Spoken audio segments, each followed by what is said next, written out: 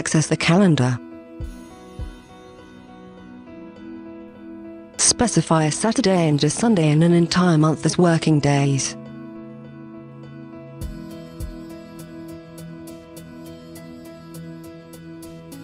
Set Saturdays and Sundays as regular working days for the entire duration of works. Define the yearly periodic holidays.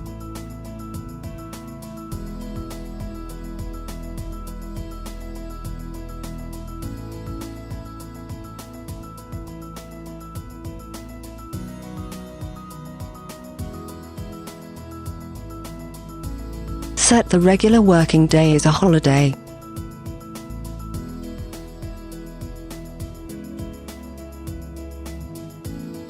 And a holiday is a working day.